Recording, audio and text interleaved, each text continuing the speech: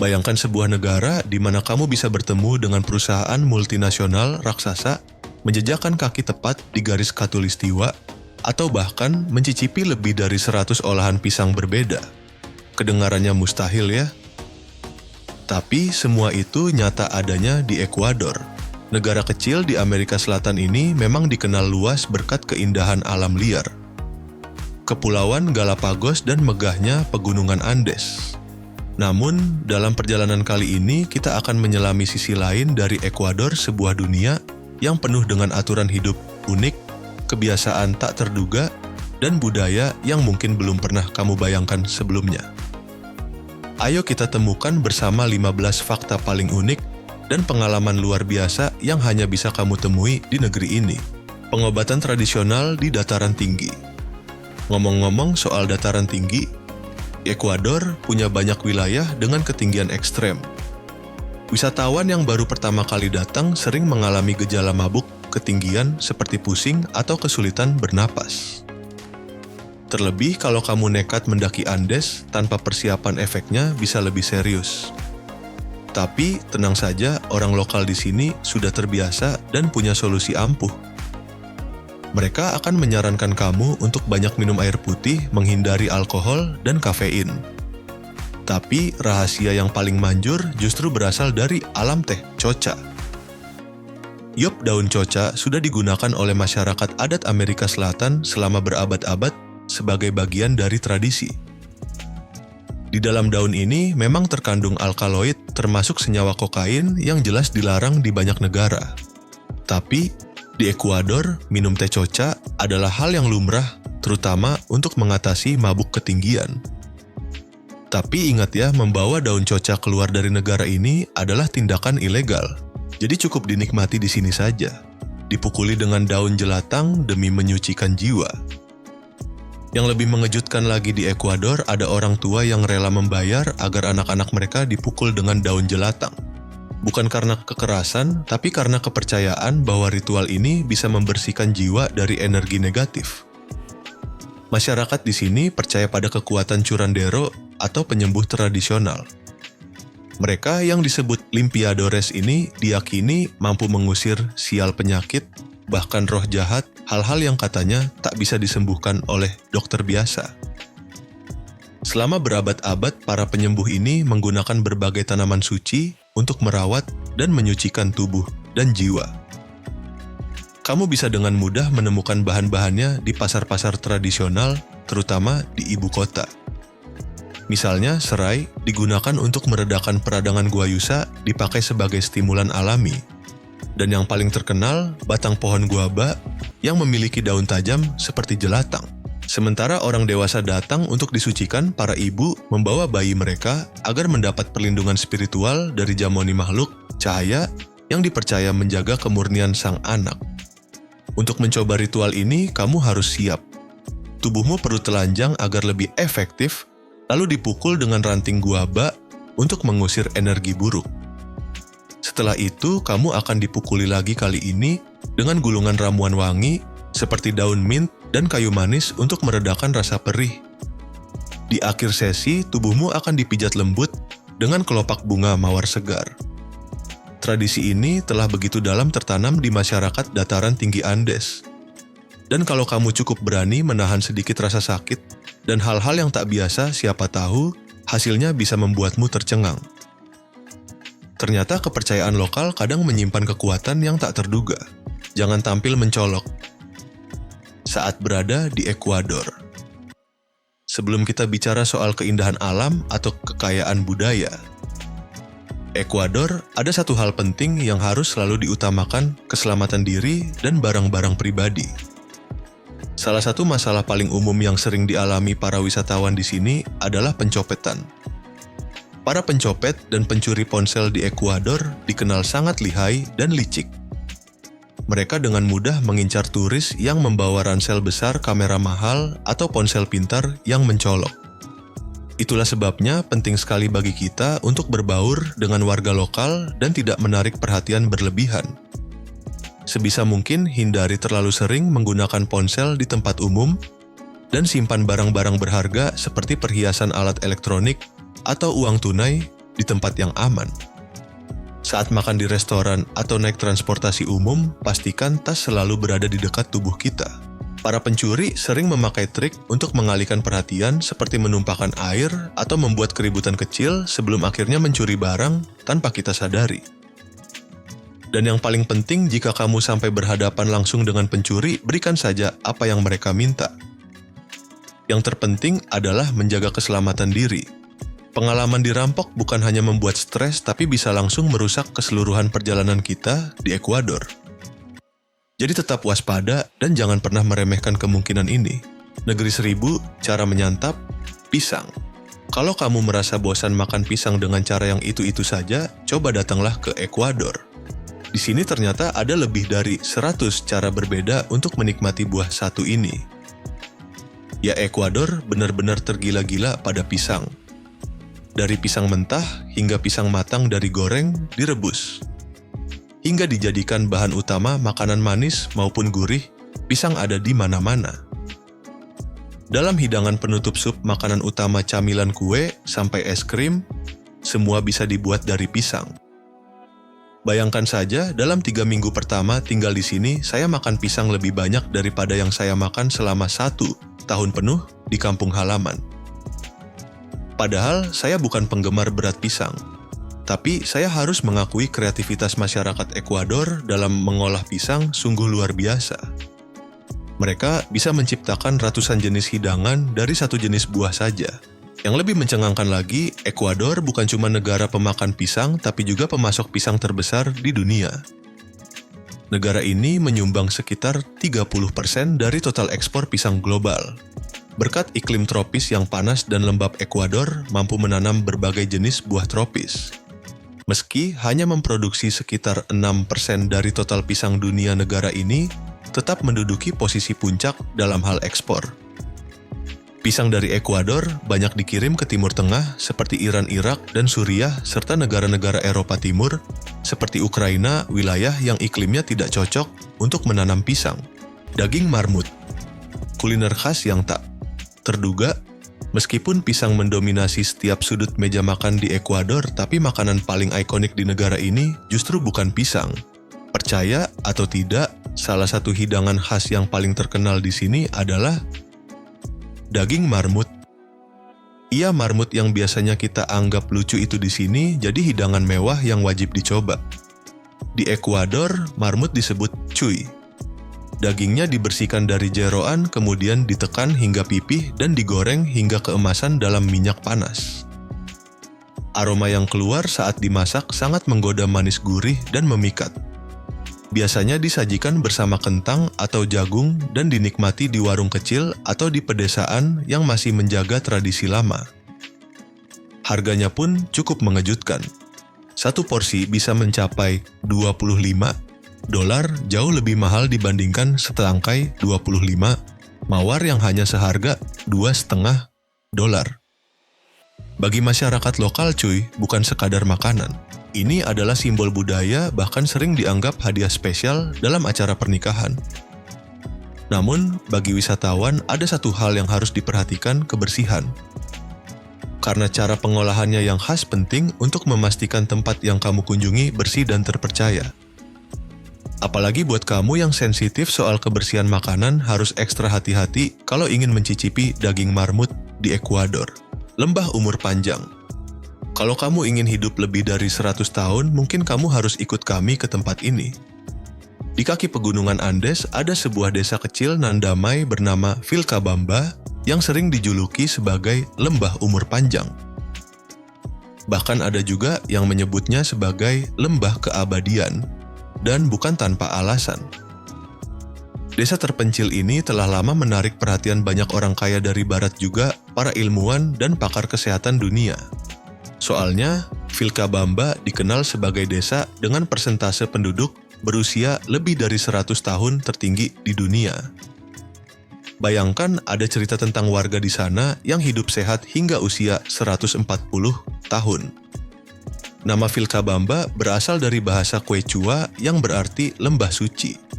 Dahulu, tempat ini dipercaya sebagai lokasi peristirahatan bangsawan Inca. Para pemimpin paling berpengaruh dari dunia lama Amerika Selatan konon datang ke sini untuk menyegarkan tubuh dan jiwa mereka. Dan memang masuk akal. Udara di sini bersih, tanahnya subur, airnya jernih, dan iklimnya seperti musim semi sepanjang tahun.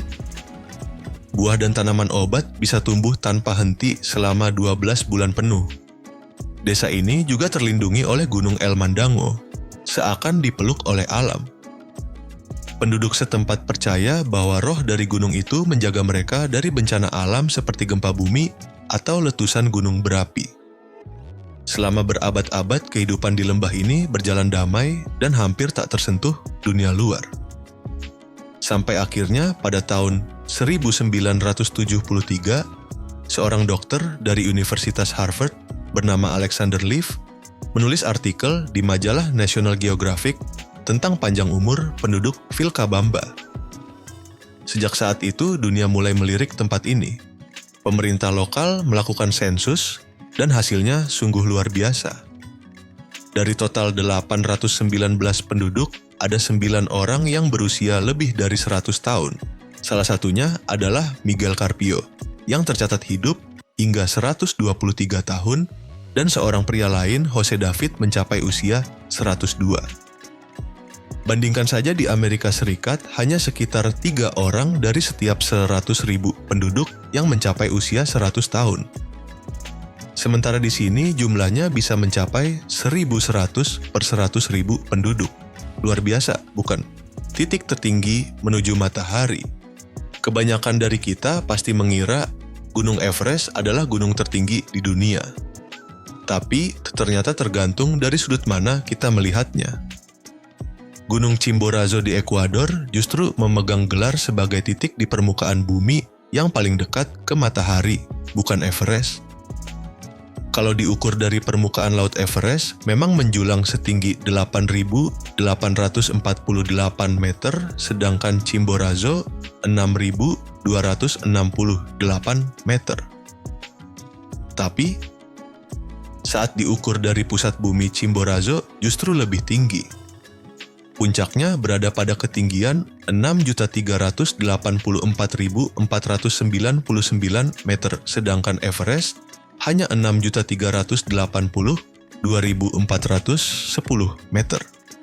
Kenapa bisa begitu? Karena bumi kita tidak benar-benar bulat sempurna. Bentuknya agak pepat di kutub dan menggembung di khatulistiwa. Nah, Chimborazo letaknya lebih dekat ke khatulistiwa dibanding Everest, jadi jaraknya dari pusat bumi lebih jauh. Dan itu artinya lebih dekat ke matahari. Dari perspektif ini bisa dibilang Chimborazo adalah tempat tertinggi di bumi, pusat dunia. Tahukah kamu, Ekuador adalah satu-satunya negara di dunia yang memakai posisi geografis sebagai nama negaranya. Dalam bahasa Spanyol, Ekuador berarti khatulistiwa. Dan memang garis khatulistiwa benar-benar membelah negara ini. Salah satu tempat wisata paling ikonik di sini adalah Desa Mitad del Mundo, yang artinya tengah dunia.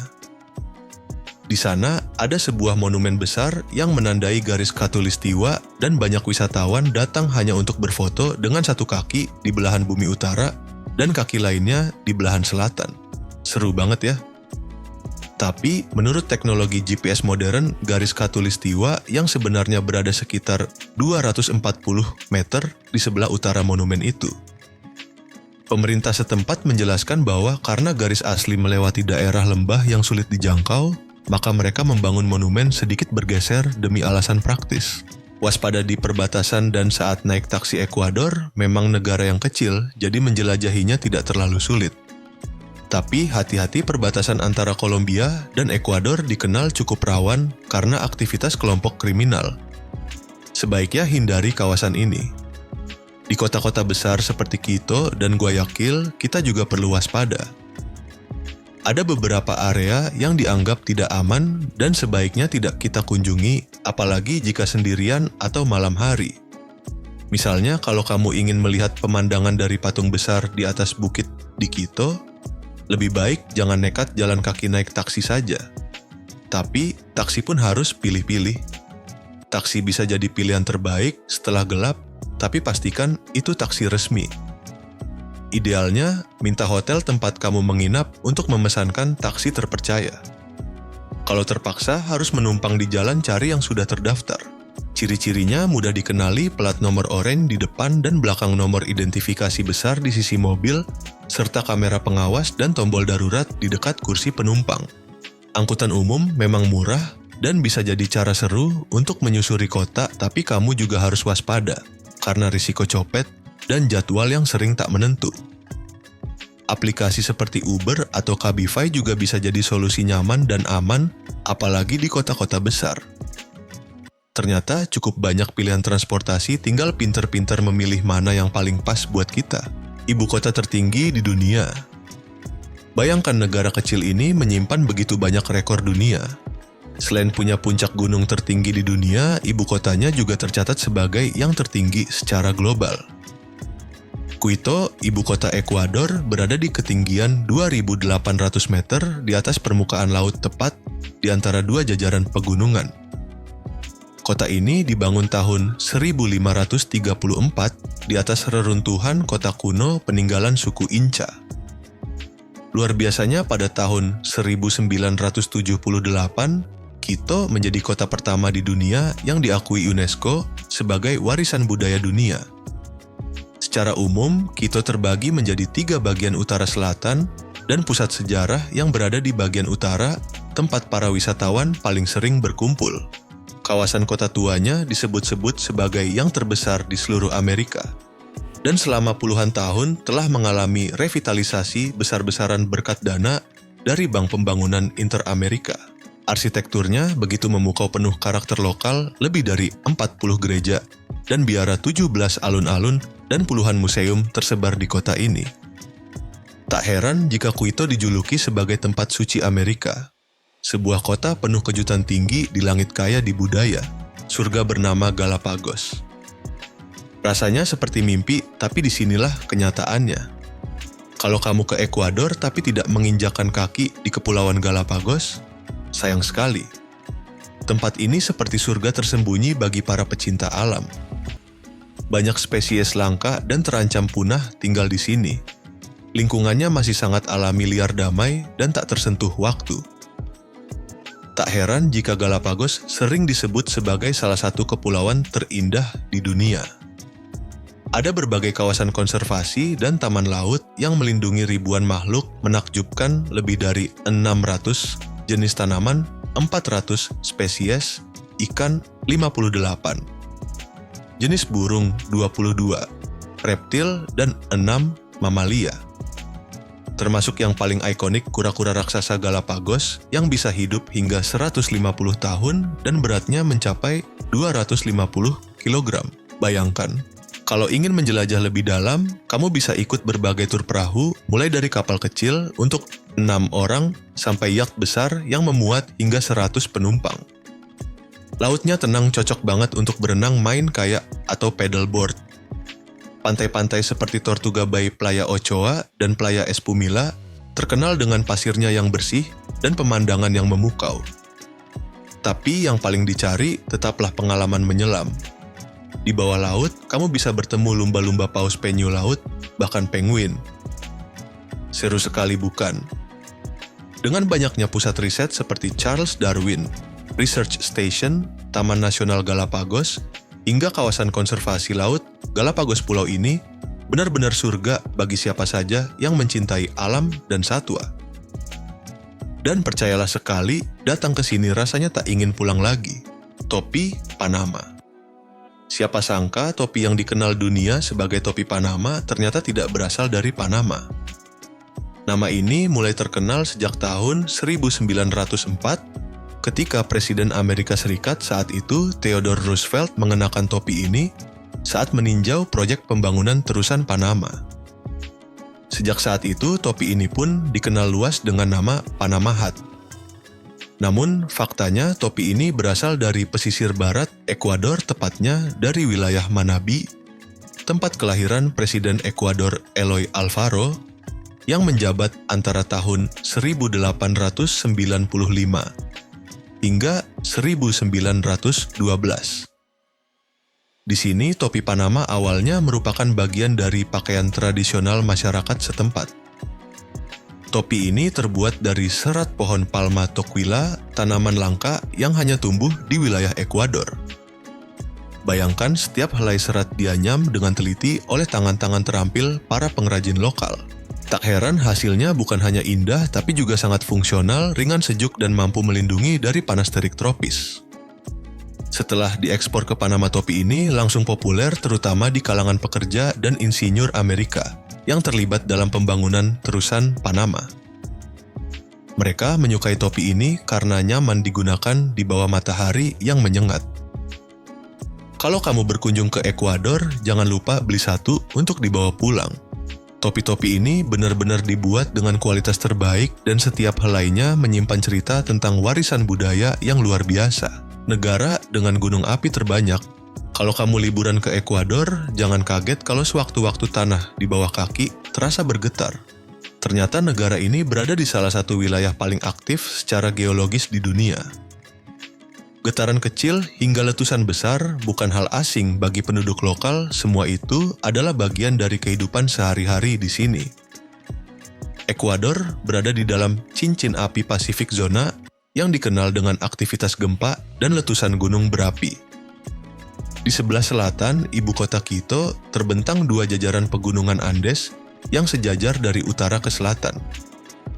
Kawasan ini bahkan dijuluki sebagai Avenida de los Volcanes atau Jalan Raya Gunung Api.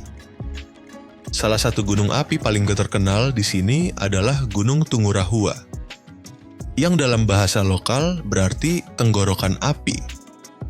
Gunung ini mulai aktif sejak tahun 1919 dan terus menunjukkan aktivitasnya hingga bulan April 2014.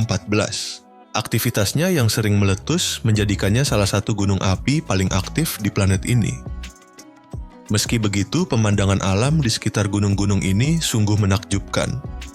Banyak wisatawan datang ke Ekuador untuk mendaki menjelajah atau sekadar menyaksikan keindahan gunung api dari kejauhan.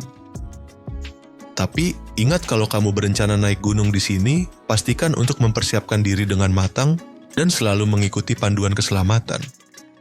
Di balik keindahannya alam, tetap punya kekuatan yang luar biasa. Surga bunga mawar. Begitu kamu tiba di Ekuador, bersiaplah untuk terkagum-kagum. Bayangkan hamparan rumah kaca raksasa yang dipenuhi mawar berukuran besar dan warna yang luar biasa mencolok. Disinilah tempat lahirnya mawar-mawar paling mengesankan di dunia. Selama lebih dari 20 tahun terakhir, industri bunga mawar telah menjadi salah satu andalan ekonomi nasional, hanya kalah dari minyak dan pisang. Apa rahasianya? Ternyata kondisi alam Ekuador yang khas sangat cocok untuk menanam mawar suhu stabil tanah subur dan sinar matahari yang cukup sepanjang tahun. Yang membuat mawar Ekuador begitu unik bukan hanya ukurannya yang besar, tapi juga kelopak yang kuat, warna yang cerah, dan daya tahan yang luar biasa. Bahkan sebagian mawar memiliki pinggiran kelopak berwarna emas atau hijau muda yang sedikit melengkung keluar, membuat orang yang pertama kali melihatnya terkecoh, menyangka bunganya sudah layu. Negara ini juga tak main-main dalam urusan teknologi dan pengolahan. Setiap mawar dipetik pada waktu yang paling tepat dan hanya yang memiliki minimal 30 kelopak yang lolos seleksi kualitas. Dari benih hingga panen, semuanya dikelola dengan sistem yang sangat teliti. Tak heran jika Ekuador kini menjadi salah satu pengekspor mawar terbesar dunia. Mawar-mawar dari sini bukan sekadar bunga. Mereka membawa pesan tentang keindahan semangat dan daya tarik yang sulit dijelaskan dengan kata-kata. Bahkan pelanggan paling pemilih pun bisa terpikat. Dan yang mengejutkan, kamu bisa membeli 25 tangkai mawar hanya dengan $2,5. Jika beruntung mengunjungi langsung rumah kacanya, harganya bisa turun jadi $2 saja. Murah sekali bukan? Tapi Ekuador tidak berhenti di situ. Mereka terus berinovasi mengembangkan produk turunan dari mawar, memperkuat industri ini agar semakin menjanjikan di masa depan. Hak alam yang dilindungi sulit dipercaya, tapi di jalan-jalan Ekuador kamu bisa melihat hewan-hewan berkeliaran bebas. Ada yang melompat riang terbang rendah, bahkan duduk santai di tengah jalan. Yang lebih menarik, para pengendara akan dengan sabar menghindari mereka, bukan mengusir. Suasana seperti ini mungkin terdengar mustahil di banyak negara lain, tapi di sini itu adalah hal biasa. Cinta terhadap alam bukan cuma slogan di Ekuador.